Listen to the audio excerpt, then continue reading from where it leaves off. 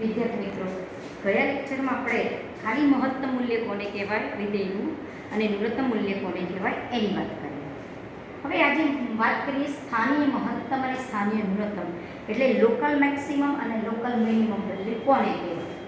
હવે ધારો કે સી એ વાસ્તવિક વિધેય એફના પ્રદેશમાં આવેલી કોઈ સંખ્યા છે. કોઈ તમને વિધેય આપ્યું છે y બરાબર fx, એફનો કોઈ પ્રદેશ આપ્યો છે, એમાં પ્રદેશમાં કોઈ સી સંખ્યા લીધી છે. કોઈ ધારો કે એફનો પ્રદેશ વિવૃતંત્રાલ AB પણ હોઈ શકે, AB થી આનું વિધેય હોય તો સી કોઈ કે AB માં કોઈ સંખ્યા લીધી છે. હવે ધન સંખ્યા h એવી મળે કે જેથી પ્રત્યેક x belongs to c - s થી c plus h, જે તમે સંખ્યા લો છો એની આજુબાજુની નજીકની નાની કિંમત c - h અને c plus h માં કોઈક x છે.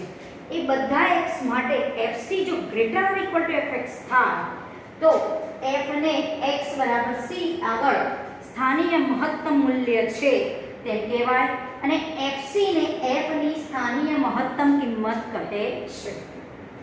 હવે આ વસ્તુ સમજવા માટે આપણે આ ગ્રાફ જોઈએ.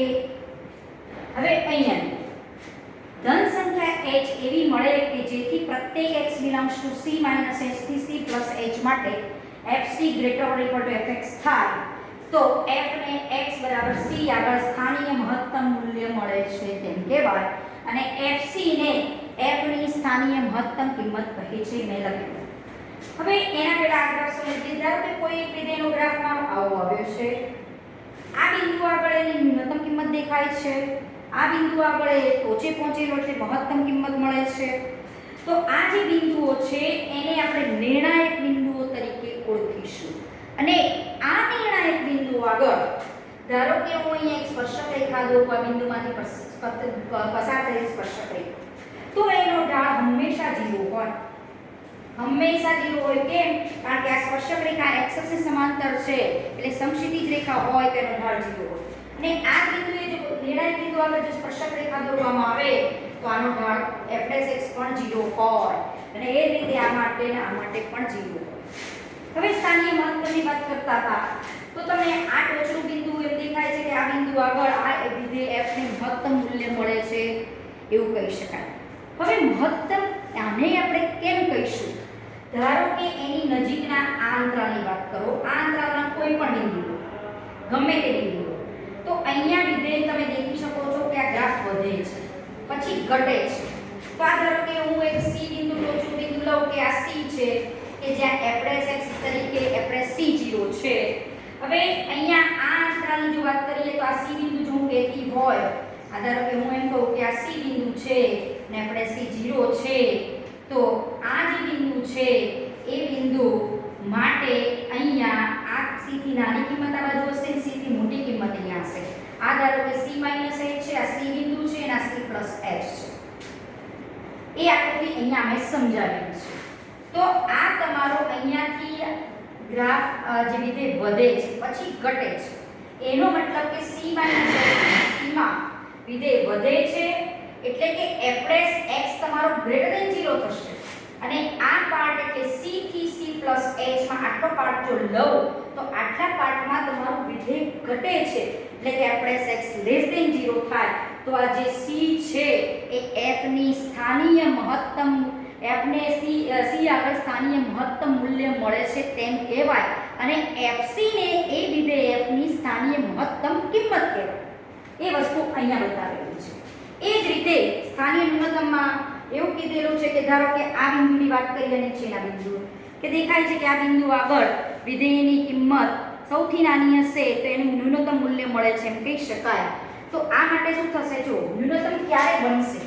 અહીંયાથી આ વિધેય ઘટે છે, વિધેયની કિંમત પછી આગળ વધવાનું ચાલુ થાય છે અને આ બિંદુ આગળ એનો f'(x) 0 થાય અને એટલે કે આ બિંદુ આગળ જે સ્પર્શક દોર્યો છે x અક્ષને સમાંતર થાય, સમક્ષિતિજ રેખા કહેવાય એટલે એનો ઢાળ 0 થાય. ઢાળ એટલે કે f'(x) એટલે કે dy/dx 0 થાય. હવે અહીંયા ઘટે. આ ધારો કે હું c બિંદુ તરીકે વિચારું તો આ મારો c - h થાય, આ c plus h થાય. અહીંયા જોઈએ આ c છે તો આ ધારો કે આ c બિંદુ છે તો આ ભાગ મારો c - h કહેવાય, આ c plus h બિંદુ કહેવાય કોઈ ધન સંખ્યા h માટે. તો અહીંયા જુઓ c - h થી c બિંદુ આગળ સુધી c - h થી c સી આગળ આ ઘટે છે પછી વધવાનું ચાલુ થાય, ખાડામાં આવે પછી ઊંચો થાય, તો જે ખાડાવાળું બિંદુ છે તમારું સ્થાનીય ન્યૂનતમ કિંમત વાળું બિંદુ થાય. તો અહીંયા આ વિધેય ઘટ્યું પછી વધ્યું, તો આ જે c s થી c માં f'x ઋણ થયો અને c થી c h માં f'x ધન થયો. તો જો આવું થાય તો વિધેય f ને x બરાબર c આગળ સ્થાનીય ન્યૂનતમ કિંમત મળે છે તેમ કહેવાય અને fc ને તે વિધેયની સ્થાનીય ન્યૂનતમ કિંમત કહેવાય છે. એ જ વસ્તુ અહીંયા લખેલી છે. જો આ શું લખ્યું છે, x belongs to c minus h થી c plus h. ધારો કે આ વિચારો, આ મારું c બિંદુ, આ c minus h અને આ c plus h. તો c minus h થી c plus h માં કોઈ પણ x લો અહીંયા, બરોબર, એના માટે fc greater or equal to fx થાય. જે વિધેય આપ્યું હોય એમાં દરેક બિંદુ આગળ જો fc ની કિંમત fx કરતા મોટી થાય તો f ને x બરાબર c આગળ સ્થાનીય મહત્તમ મૂલ્ય છે તેમ કહેવાય. આમાં બે ભાગ પડશે, c minus h થી c અને c થી c plus h. આમાં બે ભાગ આવી જશે, અહીંયા આટલામાં વધશે પછી ઘટશે. અહીંયા c minus h થી c માં f'x greater than 0 થશે, c થી c plus h માં f'x less than 0 થશે. તો આ જે c છે એ f ની c બિંદુ આગળ f ની સ્થાનીય ન્યૂનતમ મહત્તમ કિંમત મળે છે તેમ કહેવાય અને fc ને તે વિધેય f ની સ્થાનીય મહત્તમ કિંમત કહેવાય છે. એ જ રીતે આ સ્થાનીય ન્યૂનતમ કિંમત માટે છે. તો આનો મતલબ થયો કે કોઈ પણ વિધેયની જો સ્થાનીય મહત્તમ અને ન્યૂનતમ કિંમત શોધવી હોય તો મારે પહેલા f'x 0 કરવાનું. fx આપ્યું હોય કોઈ પણ વક્ર એના ઉપરથી f'x લેવાનું, f'x 0 લેવાનું. હવે f'x 0 કર્યા પછી એક પ્રથમ વિકલિત કસોટી અને દ્વિતીય વિકલિત કસોટીનો ઉપયોગ કરી અને એ વિધેયની સ્થાનીય મહત્તમ અને ન્યૂનતમ કિંમત તમે મેળવી શકો છો. એમાં આનો જ ઉપયોગ થશે, જે આપણે પાછળ એક વાત કરવાની છે. અને જે બિંદુ આગળ કોઈ પણ વિધેય આપ્યું છે y બરાબર fx, f'x શોધો, f'x 0 લો અને x બરાબર જે બિંદુઓ મળે તે વિધેયના નિર્ણાયક બિંદુઓ કહેવાશે. એ નિર્ણાયક બિંદુઓ પરથી નક્કી થાય કે જો આ બાજુની વાત કરવામાં આવે વધવાથી ઘટતું હોય તો આ જે બિંદુ છે એ નિર્ણાયક બિંદુ, તે બિંદુ તમારું સ્થાનીય, તે બિંદુ આગળ f ની સ્થાનીય મહત્તમ કિંમત મળે છે એમ કહેવાય. પછી જો અહીંયા તમારો ઘટતા વિધેયથી પછી વધતો હોય આ બિંદુ આગળ, એટલે કે ખાડામાં બિંદુ હોય, તો તમે એમ કહી શકો કે આ બિંદુ આગળ f ને સ્થાનીય ન્યૂનતમ કિંમત મળે છે અને તે બિંદુ આગળની કિંમત જે f માં માટે મળે તેને સ્થાનીય ન્યૂનતમ કિંમત કહેવાય.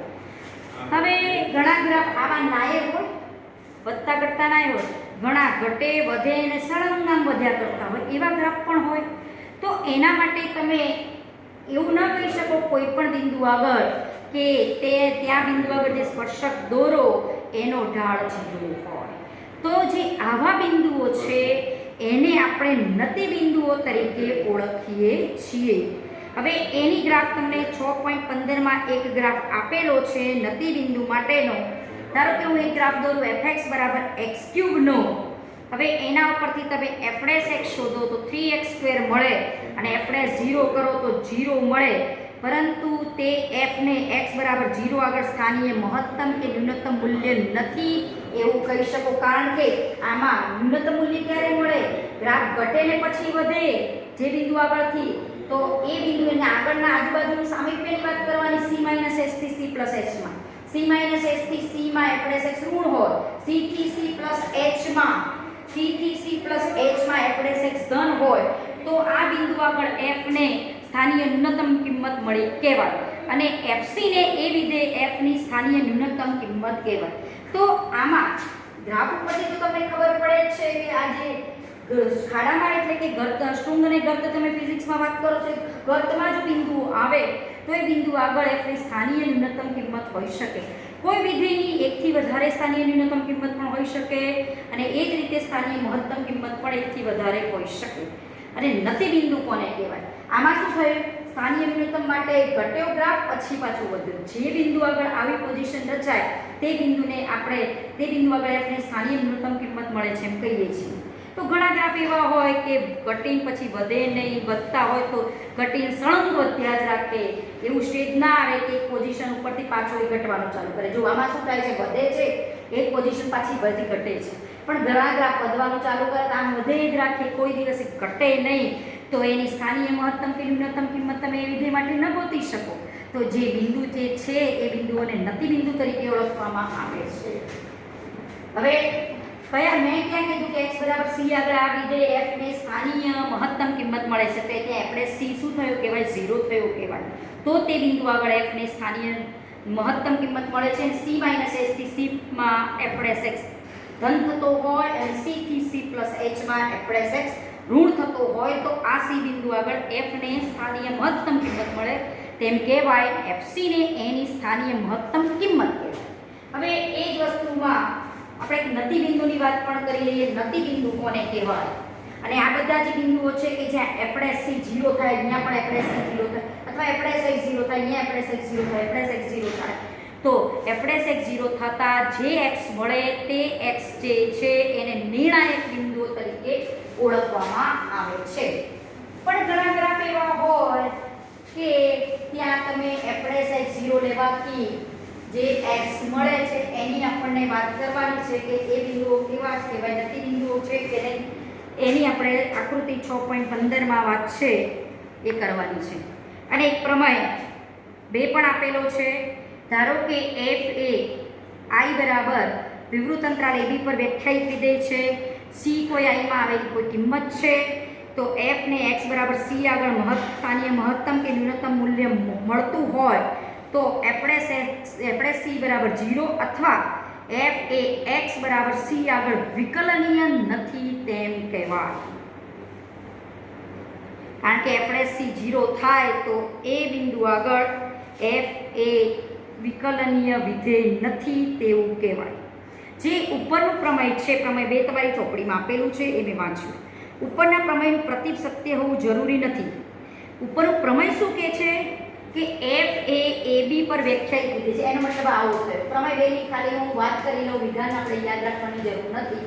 ધારો કે ab થી r નું કોઈ વિધેય છે, કોઈ આને i કીધો છે, હવે અથવા ab કહો કે i કહો, કોઈ c એ ab માં આવેલી કોઈ કિંમત છે કે સંખ્યા છે, અને જો વિધેય f એ x બરાબર c આગળ આપણે આગળ આકૃતિમાં જોયું તેમ, તો વિધેય f ને જો x બરાબર c આગળ સ્થાનીય મહત્તમ કે ન્યૂનતમ મૂલ્ય હોય તો તમારો f'c 0 થાય.